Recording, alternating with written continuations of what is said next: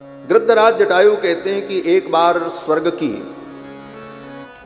पुंजस्थलिका नाम की अप्सरा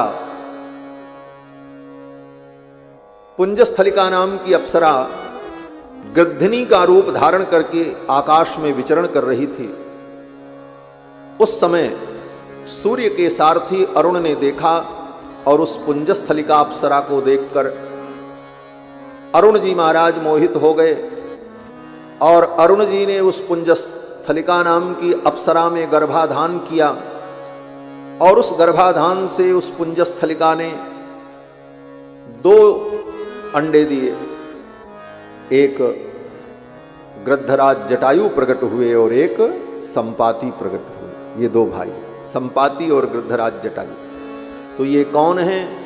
बोले गृद्धराज जटायु श्री गरुण जी महाराज के भतीजे हैं। श्री गरुण जी महाराज के भतीजे। तो गरुण जी के अंदर जैसे पराक्रम है, वेग है, पक्षीराज हैं, उसी प्रकार ये गृद्धराज जटायु के अंदर भी विलक्षण शक्ति और विशेषताएं। गरुण जी महाराज ने सब कुछ बताया। ओ गृद्धराज जटायु ने बताया कि जटायुरितिमाम विद्धि शेनी पुत्र मरिंदम, और यहीं पर मैं रहता हूं। राम, तुम्हारे पिता महाराज दशरथ मेरे मित्र हैं। राम जी ने पूछा, ये मित्रता मेरे पिताजी से आपकी कब हुई थी? ये दोस्ती कब हुई? ये भी जानो। तो गृद्धराज जटायु बताने लगे कि एक बार शनि देवता रोहिणी नक्षत्र का भेद करने जा रहे थे। ज्योतिषियों ने, विद्वानों ने बताया कि शनि ग्रह अगर रोहिणी में प्रवेश करेंगे तो महान अकाल पड़ेगा, लोग भूखे मर जाएंगे। ऐसे जोग बन रहे हैं, ऐसी स्थिति बन रही है ग्रहों की। तो महाराज दशरथ ने कहा, अगर ऐसी बात है तो मैं शनि को रोहिणी नक्षत्र का भेद करने नहीं दूंगा। और रथ पर बैठ करके श्री दशरथ जी महाराज शनि देवता से लड़ने के लिए चल पड़े। शनि देवता के सामने जब पहुंचे तो शनि देवता की प्रार्थना की। शनि देवता मान गए। शनि देवता ने कहा, ठीक है, मैं रोहिणी नक्षत्र का भेद नहीं करूंगा। और शनि देवता ने दशरथ जी को देखा नहीं। क्यों? बोले शनि देवता अगर देख लेते तो दशरथ जी तो भस्म हो जाते, क्योंकि शनि की दृष्टि में ही तो सारा कमाल है। इसीलिए शनि देवता के आंखों की पलकों को ब्रह्मा जी ने इतना बड़ा बनाया है कि वो यहां तक रहती हैं, नीचे तक। शनि देवता को अगर देखना भी पड़ता है तो शनि देवता अपनी पलकों को ऐसे उठाते हैं और तब किसी को देखते हैं। तो शनि देवता ने दशरथ जी को देखा नहीं और दशरथ जी महाराज चल पड़े। जब चले तो आकाश से उतरते समय, जैसे विमान आकाश से उतरता है तो पहले वृत्ताकार घूमता है, पक्षी भी जब नीचे उतरते हैं बहुत ऊंचाई से तो ऐसे ऐसे घूम करके उतरते। उसी प्रकार दशरथ जी महाराज का रथ जब ऊपर से ऐसे घूमते हुए उतर रहा था नीचे की ओर, तो शनि के पलकों के नीचे वाले हिस्से से जो दृष्टि निकलती थी वह दृष्टि दशरथ जी के ऊपर पड़ गई। और परिणाम क्या हुआ? बोले दशरथ जी का तो कुछ नहीं बिगड़ा, लेकिन दशरथ जी का जो रथ था वो भस्म हो गया। जब रथ भस्म हो गया तो दशरथ जी महाराज शून्य आकाश से नीचे की ओर गिरने लगे। अब कौन बचावे? उसी समय गृद्धराज जटायु आकाश में उड़ रहे थे। गृद्धराज जटायु ने देखा, ये तो अयोध्या के चक्रवर्ती सम्राट महाराज दशरथ हैं। इन्हीं के कुल में भगवान का अवतार होने वाला है और भगवान के द्वारा ही धर्म की रक्षा होगी, तो मेरा कर्तव्य है मैं इनकी रक्षा करूं। और उधर से दशरथ जी महाराज ऊपर से नीचे की ओर गिर रहे थे, तब तक गृद्धराज जटायु उड़ते हुए गए और जाकर के अपनी पीठ पर उनको संभाल लिया और फिर लेकर के धीरे धीरे आए और अयोध्या में सरयू के तट पर उनको उतार दिया। दशरथ जी महाराज बड़े प्रसन्न हुए। दशरथ जी ने कहा, आप मेरे मित्र हैं, कोई परिचय नहीं और कभी कभी मिले नहीं, और आपने मेरे लिए इतना बड़ा कार्य किया, मेरे प्राणों की रक्षा की। आप मेरे मित्र हैं, मेरे भाई। मेरा राज्य आपका है, मेरा सब कुछ आपका है। आप यहीं अयोध्या में निवास करो, आपके लिए मैं सारी व्यवस्था कर दूं। तो गृद्धराज जटायु ने कहा, महाराज मैं अयोध्या में नहीं रहूंगा। बोले क्यों? बोले अयोध्या आपकी पावन नगरी है और मैं तो गृद्ध हूं। गृद्ध पक्षी जो होता है वो अमंगल सूचक होता है। गृद्ध किसी के घर पर बैठ जाए तो घर की शांति करनी पड़ती है, गृद्ध शांति करनी पड़ती है। गृद्ध आकर के शिखर पर बैठ जाए तो शिखर का संप्रोक्षण करना पड़ता है, मंदिर का। गृद्धराज जटायु ने कहा, हम अमंगल पक्षी हैं और हम यहाँ नगर में रहेंगे तो लोगों को अनुचित लगेगा, हमारे जैसे पक्षियों के लिए तो जंगल ही ठीक है। आप जब कभी भी हमें याद करोगे मैं आपकी सेवा में आ जाऊंगा। ये कह करके गृद्धराज जटायु जब चलने लगे तो दशरथ जी महाराज ने कहा, मित्र मेरा सब कुछ आपका है और मैं भी आपका हूं, आप मेरे भ्राता हैं, मित्र हैं, यह संबंध हमारा आपका सदा बना रहे। गृद्धराज जटायु ने भगवान दशरथ जी को आश्वस्त किया और आकर के दंडकारण्य के घोर जंगल में पर्वत पर विराजमान रहते थे और वहीं अपना आहार ढूंढ लेते थे। आज गृद्धराज जटायु ने ये सारी कहानी जब राम जी को बताई तो राम जी बड़े प्रसन्न हुए। राम जी ने कहा लक्ष्मण से, लक्ष्मण आज गृद्धराज जटायु को पाकर के मुझे लग रहा है मेरे पिताजी मुझको फिर मिल गए। यही अनुभव किया है। ये कथा बड़ी भावपूर्ण है महाराज।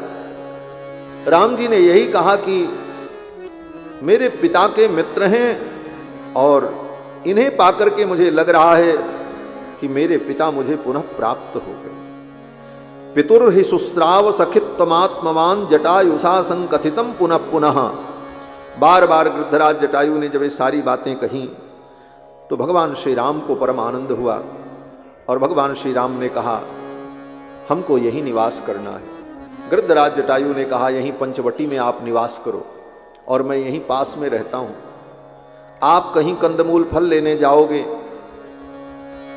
गोदावरी में स्नान करने जाओगे, सीता कुटी में अकेले रहेगी तो चिंता की कोई बात नहीं, मैं दूर से बैठे बैठे यहीं से देखता रहूंगा और उनका संरक्षण करता रहूंगा। गृद्ध की दृष्टि बहुत दूर तक होती है। गीधहि दृष्टि अपार, गृद्ध की दृष्टि बहुत दूर तक होती है। गृद्धराज जटायु ने कहा, मैं यहीं रह करके सीता की रक्षा करता रहूंगा। सीताम च तात रक्षिष्ये त्वयि आते सलक्ष्मणे, त्वयि आते सलक्ष्मणे। तुम कहीं चले जाओगे और लक्ष्मण भी कहीं चले जाएंगे, सीता अकेले रहेंगी, मैं सीता की रक्षा करता रहूंगा और आपके इस वनवास में सोहम वास सहायास्ते भविष्यामि यदि इच्छसि, और तुम्हारे इस वनवास की अवधि में मैं तुम्हारा सहायक बन करके रहूंगा। ये सब बातें जब गृद्धराज जटायु ने कही तो राम जी बड़े प्रसन्न हुए। गोदावरी के तट पर पहुंचे और लक्ष्मण जी से कहा, लक्ष्मण कहां कुटी बनाई जाए, क्योंकि अब कुछ दिन यहीं रहना है। लक्ष्मण जी से जब राम जी ने पूछा कि कुटी कहां बनाई जाए, आश्रम कतरस्मिन्नो देशे भवति सम्मतः, कहां पर कुटी बनाना उचित होगा, तो लक्ष्मण जी ने हाथ जोड़ करके भगवान को प्रणाम किया और कहा, प्रभु मैं नहीं बता सकता। बोले क्यों? तो लक्ष्मण जी की यहां पर विलक्षण भक्ति का प्रकाश है। लक्ष्मण जी कहते हैं, प्रभु मैं तो आपका सेवक हूं और सेवक को कभी भी अपनी रुचि प्रकट करने का अधिकार नहीं होता। स्वामी की रुचि ही उसकी रुचि होती। सेवक अगर अपनी रुचि किसी कार्य में लगाने लग जाए फिर वो सेवक नहीं। स्वामी जो कह रहे हैं वो करो, और वो कुछ और कर रहे हैं, तुम अपनी बीच में सलाह लगा रहे हो, नहीं महाराज ऐसे नहीं ऐसे हो तो ठीक है। बोले इसका मतलब अभी पक्के सेवक नहीं। लक्ष्मण जी कहते हैं, पारवानस्मिका कुस्थ त्वयि वर्ष सतम स्थिते। हे भगवान, परवानस्मि, मैं तो आपका दास हूं। हे ककुस्थ कुलभूषण, हे रघुनंदन, मैं आपका दास हूं और केवल 14 वर्ष के लिए ही नहीं, त्वयि वर्ष सतम स्थिते, सदा सदा के लिए, वर्षों वर्षों के लिए मैं आपका दास हूं। इसलिए दास को यह अधिकार नहीं है कि वो अपनी रुचि व्यक्त करे। स्वयं तु रुचिरे देशे क्रियताम इति माम वद। आपको जो रुचिकर लगे, आपको जहां अच्छा लगे, आप तो हमें आदेश करो कि लक्ष्मण तुम यहां कुटिया बनाओ, मैं कुटिया बनाऊं। कहां अच्छा होगा, कहां गड़बड़ होगा, ये निर्णय करने का अधिकार मेरा नहीं है। स्वयं तु रुचिरे देशे क्रियताम इति माम वद। तो भगवान ने लक्ष्मण से कहा, लक्ष्मण गोदावरी के तट पर ये जो स्थान है, समतल भूमि है, यहां पर कुटी बनाई जाए। लक्ष्मण जी ने कहा ठीक। राम जी ने यह भी कहा कि यहां पास में ही कमल के पुष्प हैं, सरोवर है। अदूरे दृश्यते रम्या पद्मिनी पद्मशोभिता यथाख्यातमगस्तेन मुनिना भावितात्मना। यहां पर सुंदर सरोवर है और सरोवर में कमल पुष्प खिले हुए हैं। यहां पर आश्रम बनाना अच्छा होगा। अयम देश समश्रीमान पुष्पितैर तरुभिर्वृतः। यह पुष्प से और वृक्षों से युक्त ये स्थान बहुत ही रमणीय है, यहीं पर कुटिया बनाओ। जहां पर कमल के पुष्प थे, सरोवर था, उसके सन्निकट कुटी बनाने के लिए भगवान ने कहा। क्यों? बोले भगवान को दो स्थान अत्यंत प्रिय होता है। कौन कौन सा स्थान? बोले तुलसी काननम यत्र यत्र पद्म बनानी च। तुलसी काननम यत्र, जहां पर तुलसी के वृक्ष हो, वृंदा का वन हो, वो भगवान को अच्छा लगता है। भगवान को दो ही स्थान प्रिय होता है, वृंदावन और कमल वन, जहां कमल के पुष्प हो, क्योंकि ये कमलाकांत है और कमलाकांत का सब कुछ कमल के समान है। कर कमल, चरण कमल, मुख कमल, नेत्र कमल। इसीलिए भक्त लोग जब स्तुति करते हैं तो कहते हैं नव कंज लोचन कंज मुख भर कंज पद कंजारुणम। नव कंज लोचन कंज मुख भर कंज पद कंजारुणम। श्री रामचंद्र कृपाल भजो मन हरण भव भय दारुणम। श्री रामचंद्र कृपाल भजो मन हरण भव भय दारुणम। नव कंज लोचन कंज मुख भर कंज पद कंजारुणम। नव कंज लो नव कंज लो नव कंज लो। भगवान को तुलसी काननम यत्र यत्र पद्म बनानी च, ये दो स्थान, तुलसी कानन और जहां पर कमल हो, पद्म का वास हो। और तीसरा स्थान एक और है जो भगवान को अत्यंत प्रिय है। क्या? बोले बसंती वैष्णवाह यत्र, जहां भगवान के भक्त रहते हैं वो भगवान को बहुत प्रिय लगता है। बसंती वैष्णवाह यत्र तत्र सन्निहितो हरिहि। जहां पर वैष्णव निवास करते हैं, भगवान के भक्त निवास करते हैं, वह स्थान भगवान को अत्यंत प्रिय होता है। इसीलिए भगवान स्वयं कहते हैं कि नाहं वसामि वैकुंठे योगिनां हृदयेन च मद्भक्ताः यत्र गायन्ति तत्र तिष्ठामि नारद। भगवान कहते मेरे भक्त जहां रहते हैं और मेरा गुणगान करते हैं, मैं वहीं रहता हूं। और सच पूछो तो हम लोग भगवान का गुणगान कर रहे हैं, भगवान यहीं कहीं बैठे होंगे और बैठे हैं, ये भावना होनी चाहिए। वैष्णवाह यत्र वसंती तत्र सन्निहितो हरिहि। जहां पर वैष्णव लोग वास करते हैं, भगवान के भक्त निवास करते हैं, वहीं भगवान रहते हैं। तो भगवान के रहने का अत्यंत प्रिय 3 स्थान, तुलसी कानन, कमल वन और वैष्णवों का निवास। तो यहां पर क्या मिला? बोले यहां पर कमल वन मिला और अगल बगल ऋषि मुनि महात्मा वैष्णवों की कुटिया है पंचवटी में, इसलिए भगवान ने कहा यहीं कुटी बनाओ। अब तो लक्ष्मण जी ने सुंदर कुटी तैयार कर दी। ऐसी बढ़िया कुटिया बनाई महाराज कि भगवान का मन प्रसन्न हो गया देख। बोले लक्ष्मण, ऐसी सुंदर कलाकृति से युक्त कुटी का तुमने निर्माण किया। प्रसन्न हो गए भगवान और भगवान ने कहा लक्ष्मण, प्रदेयो यन्निमित्तं ते परिस्वंगो मया कृतः, प्रीतोस्मि ते महत्कर्म त्वया कृतमृदं प्रभो। हे लक्ष्मण, तुमने ऐसी सुंदर कुटिया बनाई, मेरे मन के अनुकूल, और ऐसा महान कर्म तुमने किया, मैं तुम्हारे ऊपर प्रसन्न हूं। मैं तुम्हें क्या दूं? अब ये बड़ी अद्भुत बात होने जा रही है। पूरी कथा तो मैं आपको नहीं सुना पाऊंगा, लेकिन ऐसी बातें जो कभी शायद आपने न सुनी। कथा तो सब,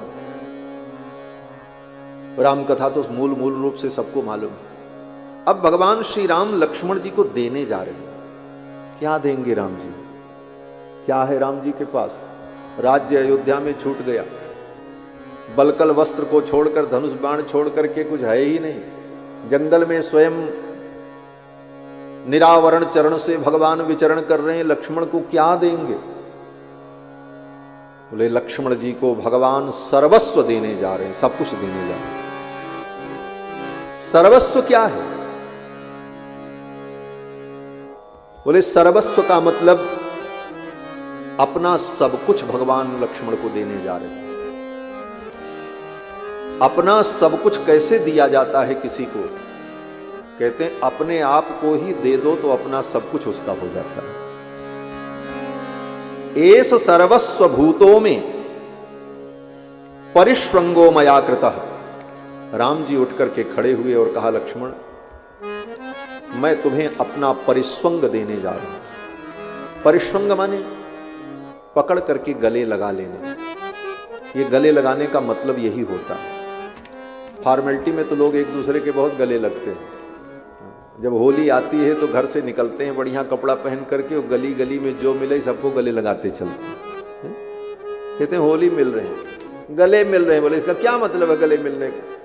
केवल नाटक। गले मिलने का मतलब होता है जिसको हम गले लगा रहे हैं उसको अपने आप को हम दे रहे हैं। आज से हम उसके, इसीलिए सबको गले लगाने का कोई मतलब नहीं होता हमारा। भगवान ने लक्ष्मण जी को गले लगाया और कहा कि प्रदेयो यन निमित्तम में परिस्वंगो मया कृतः। मैं तुमको अपना परिस्वंग प्रदान कर रहा हूं और ये मेरा परिस्वंग ही मेरा सर्वस्व है। और भगवान ने अपने आप को ही मानो लक्ष्मण जी को दे दिया। बोले भगवान में ही सब कुछ है। स्वराज्य, वैराज्य, ब्रह्मादि लोक, अनंत अनंत सृष्टि, उस अनंत अनंत सृष्टि का अनंत अनंत वैभव, अनंत अनंत आनंद, वो सब कहां है? बोले सब भगवान में है। और भगवान ने अपने आप को ही लक्ष्मण जी को दे डाला। मैं तुमको अपना सर्वस्व दे रहा हूं। और ये सर्वस्व बड़े भाग्यशाली लोगों को मिलता है। लक्ष्मण जी को भगवान ने दिया है, हनुमान जी को भी दिया है। जब हनुमान जी जानकी जी का पता लगा करके आए तो भगवान ने कहा हनुमान मैं तुम्हें क्या दूं? उठ करके खड़े हो गए और भगवान ने कहा एस सर्वस्व भूतों में परिस्वंगो हनुमतः। हे हनुमान, मैं तुमको अपना परिस्वंग प्रदान कर रहा हूं, अपने आप को ही प्रदान कर रहा हूं।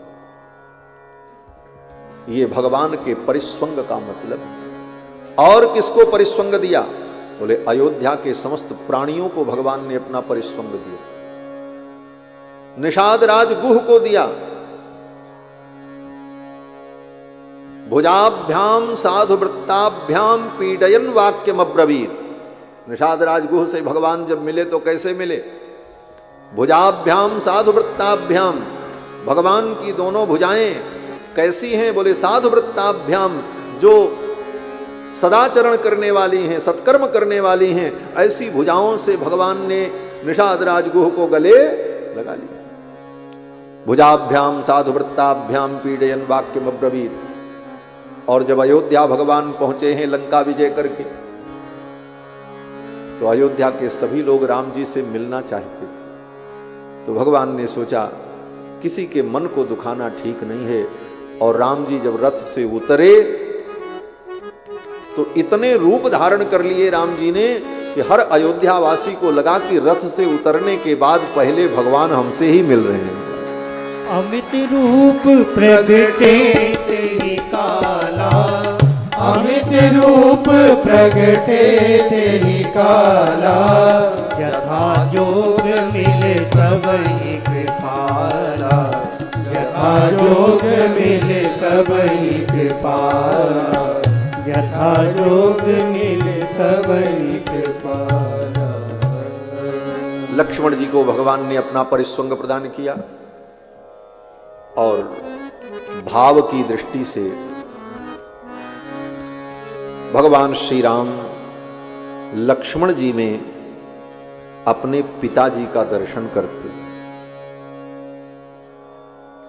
यहां पर महर्षि वाल्मीकि लिखते हैं कि राम जी ने कहा, लक्ष्मण भावज्ञेन कृतज्ञेन धर्मज्ञेन च लक्ष्मण, त्वया पुत्रेण धर्मात्मा न संवृत पिता मम।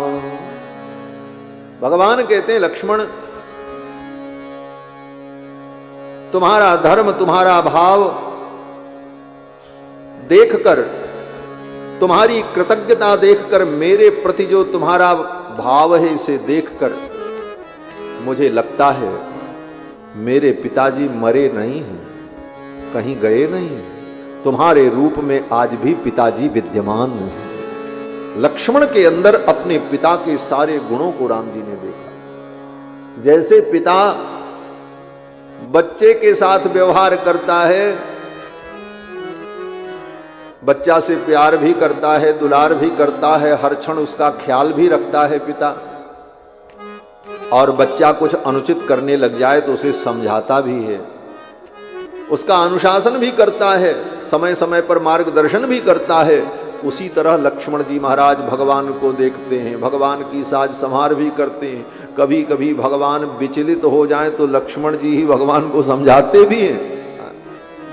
सीता जी के वियोग में, सीता हरण होने पर राम जी इतने क्रोधित हो गए, धनुष बाण उठा लिया, बोले आज सारी दुनिया समाप्त कर दे। आगे कथा है, हम सुना नहीं पाएंगे, फिर सुनाएंगे कभी। राम जी ने धनुष बाण उठा लिया, बोले लक्ष्मण अभी इसी समय मेरी सीता मेरे सामने उपस्थित नहीं हुई तो आज सारे ब्रह्मांड को मैं समाप्त कर दूंगा। अब तो लक्ष्मण जी डर गए, ये तो सब कुछ कर सकते हैं, सर्वसमर्थ हैं, अगर मैं इनको नहीं संभालूंगा तो आज सारी सृष्टि ये समाप्त कर देंगे। तो लक्ष्मण जी ने भगवान को समझाया, प्रभु आप सर्वसमर्थ हैं, आप कुछ भी कर सकते हैं, परंतु आप विचार करें, आप जैसा व्यक्ति, धर्मज्ञ व्यक्ति अगर इस तरह अधीर हो जाएगा तो संसार के प्राणियों की क्या दशा होगी। और दूसरी बात, अगर सीता कहीं होंगी तो इसी ब्रह्मांड में होंगी, और अगर सारे ब्रह्मांड को आप नष्ट कर दोगे तो उसी में सीता भी नष्ट हो जाएगी, सीता की प्राप्ति की जो आशा है वो भी समाप्त हो जाएगी। इसलिए हे प्रभु, उचित तो यह है कि आप अपने इस क्रोध का त्याग करें और हम मिलकर के सीता का अन्वेषण करेंगे, जानकी जी को ढूंढेंगे, मैया को ढूंढेंगे और वो प्राप्त होंगी। उद्योगिनम पुरुष सिंहम उपैति लक्ष्मी, जो उद्योगी पुरुष होता है लक्ष्मी उसी का वर्ण करती, हम उद्योग करेंगे। और जब समझाया लक्ष्मण जी ने तो भगवान श्री राम का क्रोध शांत हो। इसीलिए लक्ष्मण जी को हमारे यहां आचार्यों ने जीवाचार्य माना है। आचार्य अगर न हो तो भगवान ही सारी दुनिया खत्म कर दे महाराज। भगवान को भी जब क्रोध आता है और वो नियंत्रण खो बैठते हैं तो आचार्य ही भगवान को भी संभालते हैं। इसीलिए हमारे यहां कहा गया भगवान कौन है? बोले भगवान सूर्य हैं। और जीव क्या है? बोले जीव कमल है। और आचार्य कौन है? बोले जल हैं। अब इसका मतलब क्या हुआ? बोले मतलब ये हुआ कि कमल सूर्य के प्रकाश से खिलता है, लेकिन कब? बोले जब जल से जुड़ा रहे तब। अगर जल से वही कमल अलग हो जाए तो जो सूर्य भगवान उस कमल को खिलाते हैं वही सूर्य भगवान अपनी किरणों से उस कमल को जला देंगे, सूख जाएगा। ये जीव ही कमल है और आचार्य ही जल है और सूर्य कौन है? बोले भगवान है। अगर जीव का संबंध आचार्य से, गुरु से बना रहा तो भगवान सूर्य की कृपा करुणा बरसती रहेगी, जीव खिला रहेगा। और अगर आचार्य संबंध टूट गया, आचार्य की करुणा और शीतलता प्राप्त नहीं हुई, तो वही भगवान अपने क्रोधाग्नि के द्वारा उस जीव को नष्ट कर देंगे। कथा में यही सब तत्व है, यही सिद्धांत है।